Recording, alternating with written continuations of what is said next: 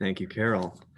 All right, everybody. So we're going to introduce ourselves, and if you could then introduce yourselves and your teachers, that would be great. So my name is Zach Eastburn, and I'm an attorney from Madison, Wisconsin. Hello, my name is Tom Tinder. I'm an attorney from Charleston, West Virginia. Hi there, I'm Robert Dyan. I teach American government at the University of Evansville in Indiana. Hello, judges. We're Unit 4 from Grant High School in Portland, Oregon. My name is Sam Hiller. I'm Ciela Page. I'm Gabe Frank. And I'm Liam Martin, and our teacher is Miss Angela DePasquale. Thank you for having us. Thank you. All right, so we will be doing question 2. I will read the question, and then you guys can start your opening statement. Members of Congress are not only legislators, but they are also inquisitorial and should meet frequently to inspect the conduct of the public officers. How effectively do you believe Congress has used its investigatory power? Explain the differences, if any, between Congress's power to investigate and the power of oversight. Which power, in your opinion, is more significant? And finally, how effectively do you believe Congress has used its oversight powers? You may begin. Although the Constitution never mentions investigation or oversight by name, the Constitutional Convention's Committee of Detail described Congress as the grand inquest of the nation. And in 1791, before the Bill of Rights had even been ratified, the House investigated General St. Clair's military disaster at the hands of the Northwestern Indian Confederacy. Confused by the loss, the Second Congress authorized a committee to call for such persons and papers as may be necessary to assist their inquiries. This was a first congressional investigation, using tools like hearings and the subpoena power. Famous investigations have exposed the conduct of public officials, but Congress more frequently uses investigations to gather legislative information, like in the recent monopoly hearings of tech giants. Congress has, overall, used its power to investigate effectively. Many investigations, like Teapot Dome, uncover corruption and are essential to proper leadership and public confidence in government. As the Supreme Court noted in Watkins v. United States, the power is inherent in the legislative process. It encompasses inquiries concerning the administration of existing laws as well as needed laws. The Watergate investigation, for example, helped to produce the Government in the Sunshine Act. Investigations gather information not otherwise available to Congress, but because the power is implicit, gauging their effectiveness can be difficult. For example, when General MacArthur was abruptly fired by President Truman during the Korean War, Congress investigated thoroughly in order to ensure he had been removed fairly. Military officials testified MacArthur's war strategies were reckless and Truman had acted correctly. This information changed public opinion about MacArthur. Investigations are just one part of a broader and more significant power, congressional oversight. Oversight spans everything: confirmations, impeachment, appropriations, and inquiry. Being generalist, Congress's effectiveness in oversight depends on its ability to obtain information. Subpoenas are one of Congress's most essential tools for this, but may become toothless. Resisting subpoenas dates back to George Washington. He concluded the president can refuse to produce documents in the interests of national security. President Nixon tested this and lost in United States v. Nixon.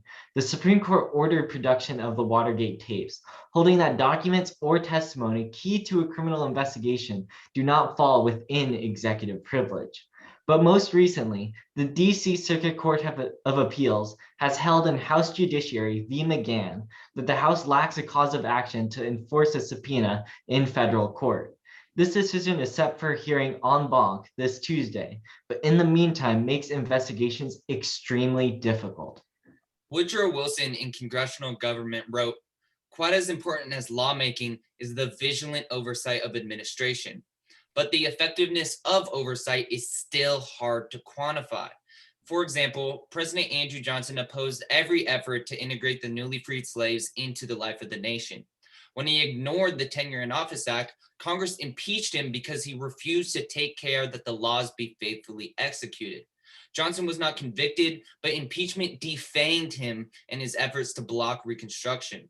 Although today the power of oversight faces increased polarization that makes it even more difficult to determine what is a success, We believe the Committee of Detail correctly foresaw that Congress would be the grand inquest of the nation. Thank you. We are ready for your questions. And thank you guys very much. I want to focus in on one of the cases you mentioned, which is this DC Circuit case that seems very contemporary, that it's still happening, and that there's this en banc hearing happening this next week. My understanding from what you've told me about this case is that the DC Circuit has found that the House lacks standing to enforce a subpoena. My question to you is, do you believe that is a violation of separation of powers? I do not believe that it is a violation of separation of powers.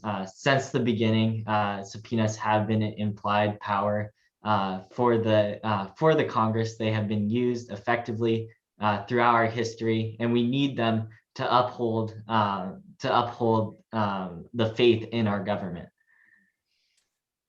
To clarify, I guess, yeah, just to rephrase my question, maybe it was a poor question. Do you think that the court's decision saying the House lacks a standing to enforce a subpoena is a violation of separation of powers? I would say that is not a violation of the separation of powers. It was ruled that it was a violation of the separation of powers in Kilbourne versus Thompson, but this has later been changed in other cases. The House, the courts very early on set up that they had the power to rule on cases regarding subpoenas. This was first set up in cases like Anderson v. Dunn, and if the courts did not believe that they'd have this power, then they would make it a political question. But they have not, and they've continued to rule on it. So I do not think it is a violation. Following along, I thought you said that the subpoena power was perhaps becoming toothless. If that's what you said, tell me more. Why? So with this case, House Judiciary v. McGahn, it sets up a dangerous precedent where it'll be increasingly harder than it already was to enforce a subpoena. However, despite this, even if it goes McGahn's way, Congress can still make a law saying that they have the power to enforce a subpoena.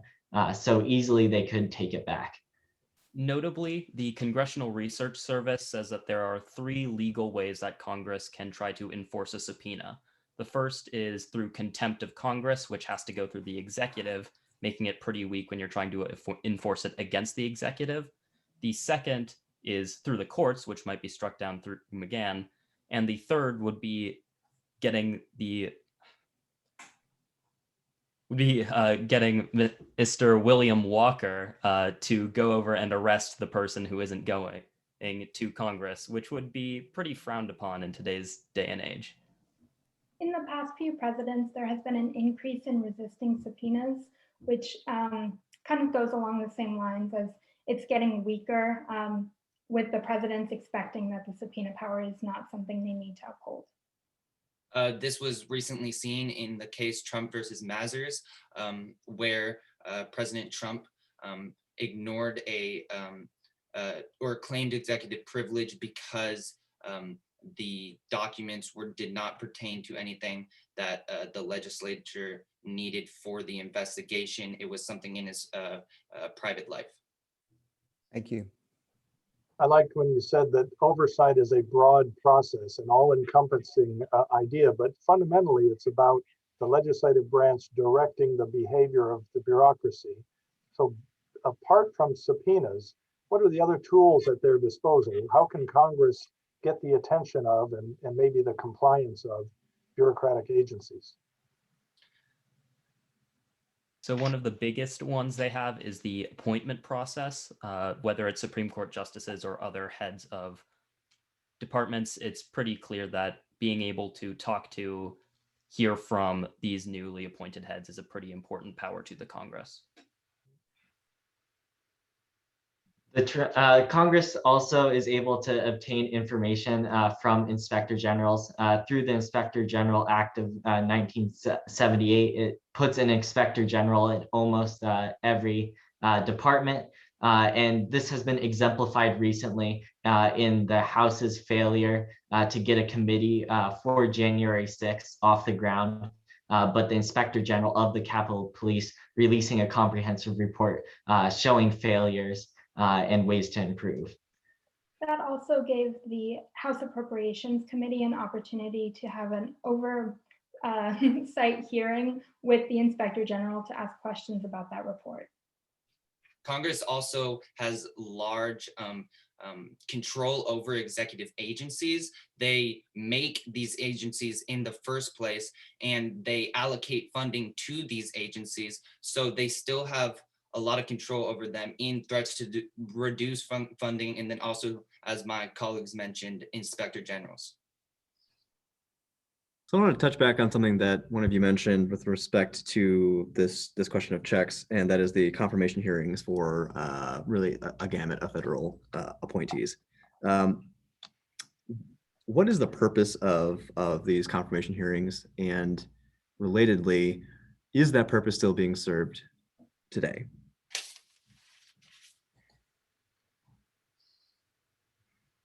So the confirmation in hearings and the idea of confirmation in general was first put in by the framers to serve as a check and balance, basically a way for the legislative to check encroachments by the executive. So some would say that it's only to find illegal things, only to find things that might go against the nation.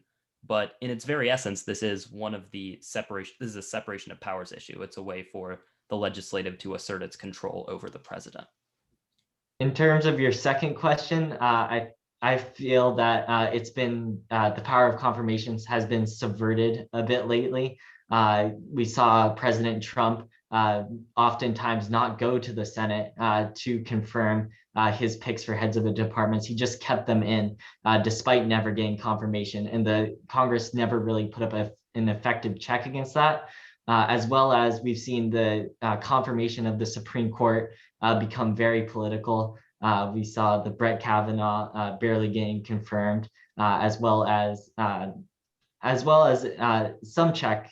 You could put it as a check in that in the Senate refusing to hold a hearing on Merrick Garland.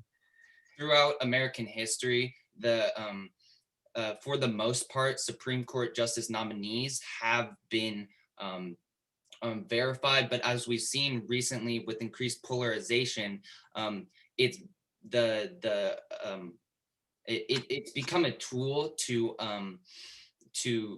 mendle with political lines, and as we saw with Obama's nominee not being confirmed because it was quote unquote too close to an election. Yeah, it just speaks to how it's being abused today. Oh, right on time. Good job. Yeah, great. We're going to give you some feedback now, and I just want to provide just an overview comment of, I thought your presentation was very well thought out and comprehensive from beginning to end. It was easy to follow what you were saying. You had some great kind of synthesis of very historical examples and then into more contemporary examples. You started off with this idea of the first hearing or oversight power being in 1792, and that was something that I don't think I've heard before, and was something that I didn't know. And I'm by no means an expert on any of these things, but it was nice to learn that from you guys. So thank you for that. But then you turned it into so here are the spicy examples of investigation, but more frequently these tools are used to gather information, and then you tied it to this big tech investigation. I thought that was a good use of theoretical tying and applying it to a contemporary issue. I'm gonna be thinking about this for a long time, because I love this DC Circuit case that you brought up. Really hit on a very contemporary issue. In fact, like you said, this is going to hearing next week, and it's a pretty significant holding if what you're saying is true, and it implicates a lot of separation of power constitutional issues. I thought the ways that you guys handled that was was very intelligent, and you talked about it being not a violation of separation of powers. I think part of your answer was because courts have the power to say what the law is, and I thought that was like an interesting way of looking at it. I do think that there probably is a counterpoint to that. So I would encourage you with this one to think about, this might be a position, maybe you believe it, but what are the arguments against it, and how can we showcase the fully orbed critical thought of this entire issue? So clearly you guys know about this case and you've read it, and it's on your minds. And so that was apparent, very fresh and unique to your presentation. I also really appreciated your discussion on the appointment process and the confirmation hearings. The answer you gave was very succinct and also nuanced, in that you talked about how this is really, you were touching on it. You never explicitly said the advice and consent clause, but it was sort of implicit in a lot of what you were saying, which is, what is the point of that clause? Is it really, and when the confirmation process, is it really defined malfeasance? Is it, what are we looking for when we are the senators and we're up there and we're supposed to be questioning these people? And some people might say it's a very limited role, and it's, are you qualified and are you crazy? And if the answer to that first question is yes, and the second question is no, then you should be a justice. But some people have a different view on that. And so I thought you guys handled that very well. So overall, just an incredible job. Thank you so much. I could listen to you guys talk for another 20 minutes. I just make this comment that in my view says it all. I got more stuff written down from your presentation than anybody else's presentation. I just kept writing stuff. And the great thing about this this program is that you're talking about stuff 300 years ago or whatever, and you say, well, that doesn't have any impact on me or whatever. And you showed us going from the grand inquest up to tech giants hearings, and going from President Washington and subpoenas up to a court case that's going to be heard in the DC circuit next week. I mean, it just demonstrates how what we're talking about and what you're learning about and the knowledge that you have is so very relevant today based upon everything that's happened in the past 300 years. Your 4-minute presentation was just excellent. It hit all the spots, and it was very well done, and demonstrated your breadth and depth of knowledge. In the questions and answer period, I again thought that you did a very good job of responding. You left us in a situation where, as Zach said, we want more time. Put some more time on, Carol, on the clock, and we want to ask you some more questions. I had a number of areas that I wanted to ask you about to get your insight and to get educated, as Zach said. So you can't get much better than that. I thought you did a very good job. I don't have any things to point out to you that you should improve or work on. But I will just say this in conclusion. You have a tremendous amount of knowledge and leadership. And once Tuesday comes and this is over with, and please don't consider this to be some sort of class project or semester activity and you're going on to something else. Please continue to use your knowledge and your leadership in your school, in your community, in your further education process, and then continue to be good citizens for decades to come. Because if you do, then Oregon and the entire country is in good hands. Thank you very much. Congratulations to you. Good luck. I thought there was one prominent thing missing from your performance today, and I'll be honest about this. Right at the end, I think all of you should have lifted up a mic and then dropped it, because this was about the most masterful overview of a difficult subject.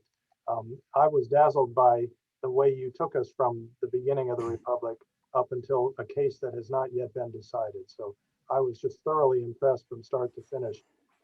You got me excited about George Washington, because I teach about the Jay Treaty and how the first presidency was trying to figure out the extent of executive power and the extent of legislative power. I thought that was a really, really well done example.